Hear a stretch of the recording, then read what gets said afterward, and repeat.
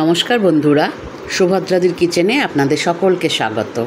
আশা করি সকলে ভালো আছেন, সুস্থ আছেন। কচু পাতায় চিংড়ি ভাপা আমরা তো অনেকেই খেয়ে থাকি।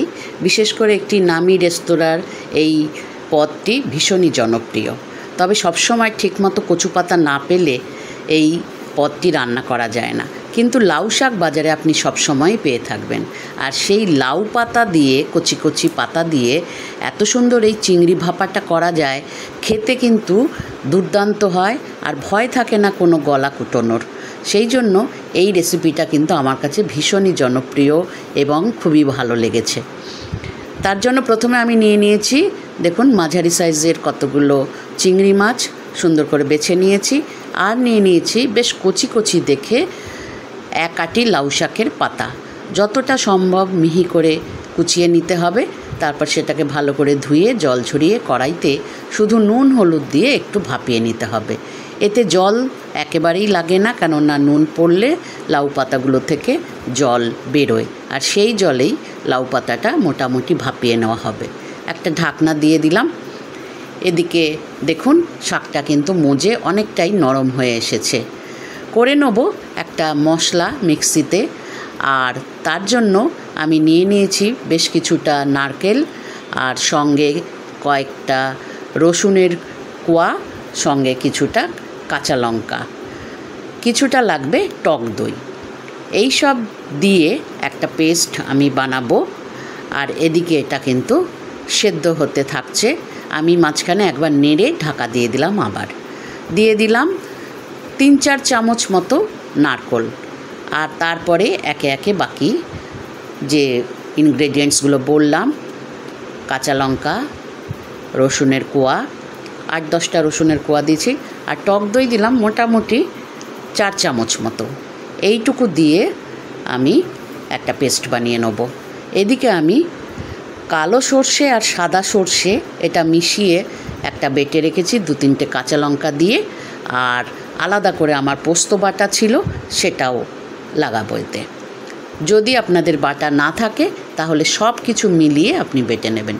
2 চামচ কালো আর সাদা সর্ষে নিয়েছি, সেইটা বেটেছি। আর 1 চামচ দেব পোস্ত বাটা। এইবারে সব কিছু তৈরি হয়ে গেলে এবার নিয়ে নেব যে বোলটা আমি মাইক্রো ওভেনে আজকে রান্না করব। প্রথমে দিয়ে দিলাম চিংড়ি মাছগুলো। এবারে একে একে সমস্ত উপাদানগুলো দেবো। দিয়ে দিলাম প্রথমে হলুদ গুঁড়ো আন্দাজ মতো।